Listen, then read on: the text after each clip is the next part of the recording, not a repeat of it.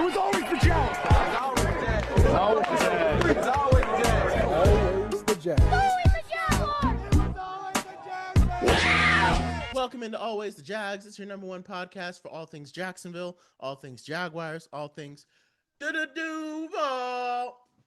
So we got a lot to talk about. We're going to start with the Jaguars preseason game. We'll talk a little bit about training camp, how those things have been going. Obviously, this first preseason game, we didn't get a lot of questions answered. I think most fans are wondering, like, how is Bashal Tutin, LaQuint Allen, and Chris Rodriguez going to shake out in the backfield? Is this going to be a running back by committee? Are we going to have, or is Bashal Tutin going to take over as the top dog the way Travis Etienne was last year? A lot of questions on how's the offensive line going to shake out now. Questions about the defensive line. Arguably the biggest question, not even arguably, the number one question is, what is Travis Hunter's role going to look like? Is he going to be, I mean, we know he's going to be a full-time cornerback, but how much wide receiver is he going to play? Is he still going to play wide receiver at sometimes?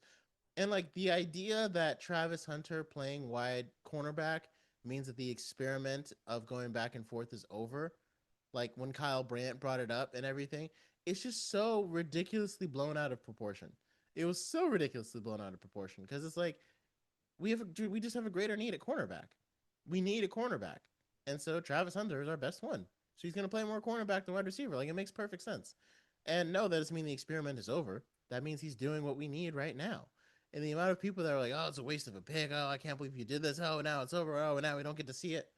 Relax. Like, calm down. The season hasn't even started yet. And especially with him getting hurt, the Jaguars know we need to prioritize probably one position over another. And they also say the offense was a little more complicated than the defense was. We'll see if Campanelli likes to use Travis in man or zone. But the thing is, he can't be worse than Greg Newsome. So that's already an upgrade. So first, let's dive into the Saints preseason game. Because, again, a lot of those questions didn't get answered because of the starters didn't really play.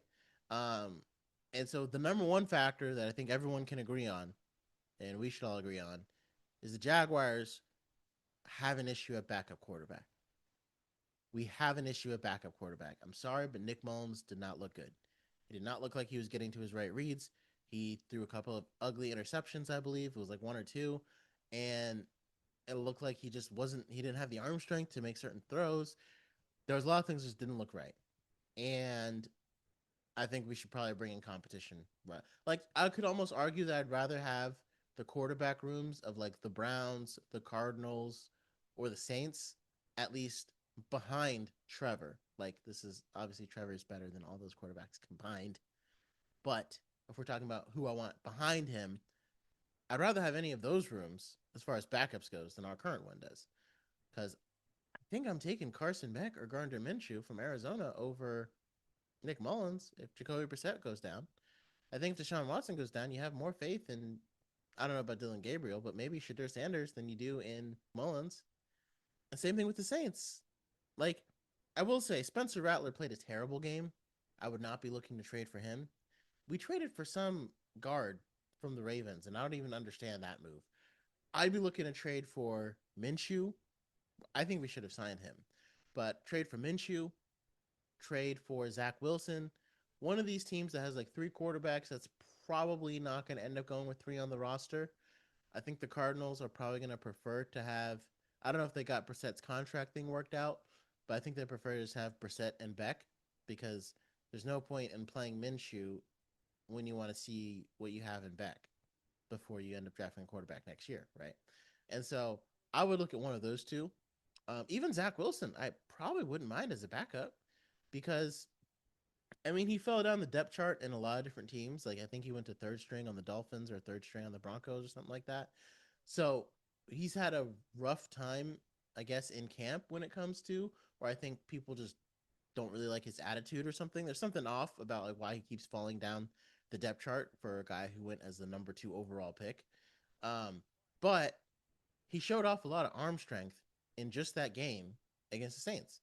Like, as soon as he came in, he was making reads, he was reading the defense, and then he threw a bomb to a guy, and like that 2-minute drill that he ran, that's enough to make me say, like, I think I'd rather have him than my guy. And again, he's playing against backups, but also Nick Mullins was also playing against backups. So I think I'm worried to see Nick Mullins. Like if you look this bad against backups, how are you gonna look if Trevor goes down and we need you to play for a game?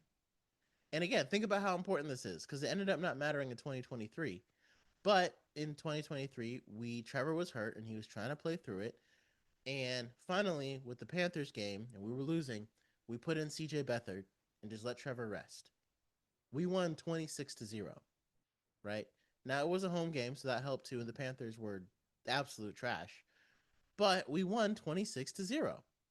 That's the exact kind of performance you need from your backup quarterback. Like let's not forget that's a blowout. That is multiple touchdowns by a backup quarterback. I don't know if Nick Mullins does that. I don't even know if Nick Mullins wins that game. And that's the thing about having CJ Beathard. He was reliable. He knew what he was doing. He wasn't, incredible. He wasn't going to lead us to the promised land.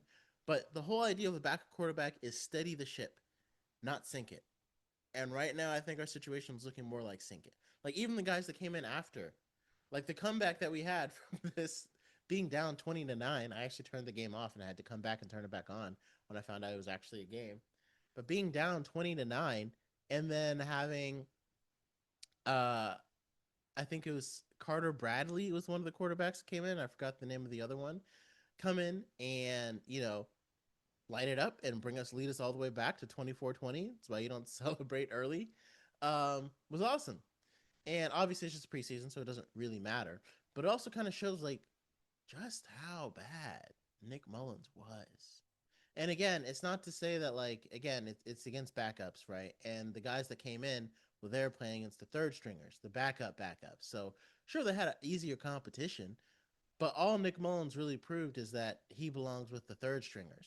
Like you could argue, well, Nick Mullins might have played just as well as them if he was going against the third stringers. Okay, well then that makes him a third stringer, right? Like that makes him a practice squad guy. That pushes him down that level. We need him to be a second stringer who can slot in and spot in case Trevor gets hurt because a 100% healthy season is just not always realistic to look at. Now, you don't want to spend a bunch of money on a backup quarterback, like really, really expensive. That's why I think a guy like Gardner Minshew could be someone who could come home and kind of ready the ship a little. That's why I loved having Mac Jones when we did, because he was a great backup quarterback. Even look at what he did for the San Francisco 49ers. Like, if we could bring him back, I totally would. Um, Obviously, it'd have to be like a more reasonable deal, but also he wanted to play with Kyle Shanahan. But he's probably going to get a chance to go start, maybe not, probably next year because he's under a 2-year contract with San Francisco. But he played super well on the games that Brock Purdy was out, right? And he was able to win them a few games. And again, you don't have to have him be a starter level. He doesn't have to be throwing, the crazy touchdowns and all that stuff, but he's got to be serviceable. I didn't see serviceable from Nick Mullins. So we do have a big backup quarterback question. Other than that, in the game, there wasn't too much that you saw that really worried you or confused, or like as far as questions about how the roster will shake out. I think the roster is essentially set. There's still a lot of places where I think in the draft, I still believe we could have taken different players to go in different spots from what we ended up taking. I saw Hunter Long catch a touchdown, which was kind of nice for him. But also, I don't really think he's going to make the roster. So like it would have been nicer for me to see like Tanner Koisiel go up and show that jump ball ability in the red zone. That's what I want to see because like right now, if I want him to make the roster, I need to see him do that on somebody. You know what I mean? Like not just in practice, not just in your college career. Like go do it in the preseason, and then we can keep you on the roster because we're only going to keep 4 tight ends, and I think we know it's going to be Brenton Strange, obviously Nate Borkircher. I think Quentin Morris is a better blocker than Hunter Long. So the last spot is between Hunter Long and Tanner Koisiel. Hunter Long's the one that got a touchdown. Now, it was schemed up very, very well. Don't get me wrong. And Tanner Koisiel went up for a jump ball, and I think it got like batted down. It was a good defensive play, so it wasn't quite. But again, if you're making your money as like, yeah, no, you throw it to me and we're talking, I'm a 70-30 guy instead of a 50-50 ball. Well, then we need to see it. So I think that last spot still isn't determined. I think Tanner will still make it because, James Gladstone did sign Hunter Long, but I think Tanner Koisiel will still end up making it. But we'll see because I do like having that red zone threat on the team. especially in the tight end position, because it's a little bit more unique, especially because we just got two big receivers who are doing really well in camp in Josh Cameron and CJ Williams. So that's my biggest takeaway. Can we please address the backup quarterback position instead of trading a seventh round pick for a guard who is about to be released by the Ravens, even though he started all last year? Um, that's and I don't even know why we. His name was like Patrick Falele, and like we already have a pretty stacked offensive line, which is the next thing that we're talking about. There's like who's going to end up starting, because a big story throughout camp is Anton Harrison has gone to the left side while Cole Van Lanen still recovers. And again, I hate to say it, but it kind of makes that decision to keep Cole Van Lanen in the Tennessee game so that way Trevor could get his 4,000 yards. And again, I understand you don't want to. I wouldn't have taken Cole out and put in a backup tackle just so Trevor could have gotten those yards. But again, the question is like keeping all of them in for that long. Was that really the right call just so he could pass 4,000 yards when not having Cole Van Lanen for the playoff game may have ended up costing us that game? Because Walker Little is not as good as Cole Van Lanen. And now here we are at the start of the season. Anton Harrison is crushing it at left tackle, but Cole Van Lanen, what's he going to do? Right? Like we need him to come back at right tackle, and he's still not back yet. And that also shows that. I mean, at least it shows that like that decision in and of itself, like even if we had been able to win the Bills game, Cole Van Lanen wouldn't have been back. And I think we definitely would have needed our offensive line at full strength in order to make any noise in the playoffs. Like I hate to see what Danielle Hunter and Will Anderson Jr. would have done to Walker Little. But anyway, the way the line shakes out right now, if Van Lanen is back for week one, I don't think we have any qualms about him not being there in the preseason. I think he starts week one at right tackle if he's able to come back. So Anton Harrison is on the left side. I mean, sorry, he starts week one at right tackle. So Anton Harrison is on the left side. And the guard spots are a little more, guard and center are a little more interesting. I hear that Monheim is really pushing Hainsey for center and even kind of pushing for guard. I think Ezra Cleveland is still showing off a lot of athleticism. But one thing that stood out in the Saints again against backups, but one thing that stood out was Emmanuel Pregnon played pretty well against the Saints starters. So I think a question for me would be, especially when you've got a rookie, and like when you've got a rookie that you don't necessarily need, like now is kind of a good time to let him play with the ones against the next preseason game, because you don't want him to get hurt, right? But it's much easier to deal with, like, let's say if Pregnon gets hurt, well, he was a backup that's competing to be a starter, than if Cleveland gets hurt, because now it's like, okay, well, now Pregnon has to go start. But we already know that Cleveland is the starter. So Pete Prisco made his prediction, and I kind of like it. He said he wants, if Pregnon's at left guard and Cleveland's at right guard, and Hainsey probably stays in the middle as a center because he's very crafty and very smart. But again, every time Jonah Monheim comes in, there's no drop off and maybe even a little improvement just because Jonah Monheim is bigger and stronger, or he can get that way. So that's looking like a fantastic pick for us. One that I wanted us to take, by the way, in that draft. So feel pretty good about that. And then, yeah, I think what you're looking at is like, so if Pregnon starts at left guard, um, I think Patrick McCarry's spot is essentially gone. I think either between Monheim, Milam, or Pregnon, one of those three is going to be starting at right guard over Patrick McCarry. And if they need to move Ezra to right guard so Pregnon can start at left guard and have like that big left side, then that's fine. But that also means defenses will know that we're running to the left side quite often, which can play into our favor, depending on what it is. But I think McCarry doesn't end up starting. I think he goes to the backup role, and I think he's probably traded or gone by the end of next season. Same thing with Walker Little. And then I think after this, I think next year, if we're looking at 2027, Monheim, Pregnon, and Milam are our interiors, and then we're bookend by Harrison and Cole Van Lanen, and Harrison is going to get a big deal. And then we're going to shed Hainsey, Cleveland, Macari, kind of those veteran contracts that are eating some cap space. Probably going to end up shedding all of them because a lot of that guaranteed money will be gone by then.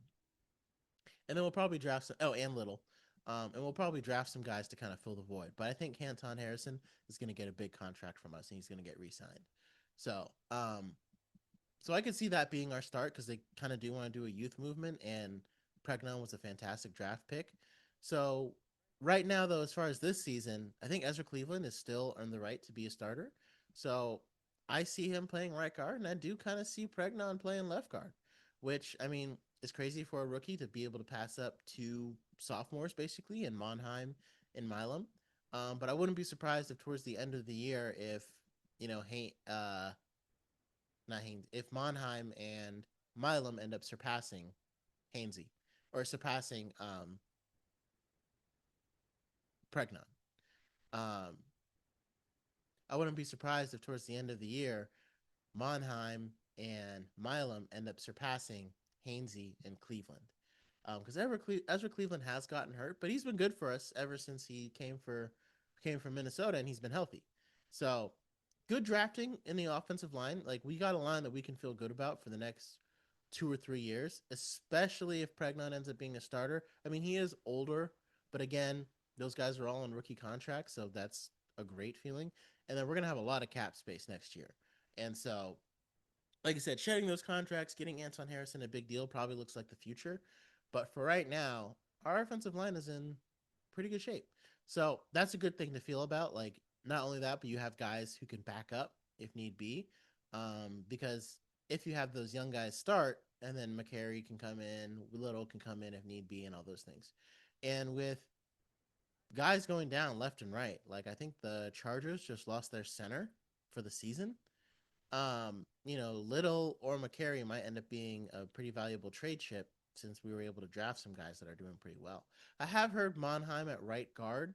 I still think Ezra Cleveland probably has the athleticism over him, and Pregnon might have like just that nastiness over him at guard. So I think the only realistic pass for Monheim to start is overtaking Hainsey. And then again, while he is bigger than Hainsey, he's got to get that mental, and he's going to get there, but that mental acuity that Hainsey still has over him is going to take a little bit. So, well, those are the biggest like storylines from training camp and that Jaguars preseason one game. We have some fringe guys on the bubble, like Jabbar Muhammad, who was a cornerback, and I think, like, there's a lot of things I like about him. He did make some pretty big mistakes, but then when it came down to it, he made some great plays to get back in the game. He had the pass saving breakup as the last play of the game, right? And he also, yeah, so he had some good plays that he made. I don't think he ends up making the team because I think we keep 6 corners. Like if we're looking at each position and how many players we're going to keep at each one, I think because we're only going to keep 5 receivers because Travis Hunter can become one, and I think we're going to keep him listed officially as a corner.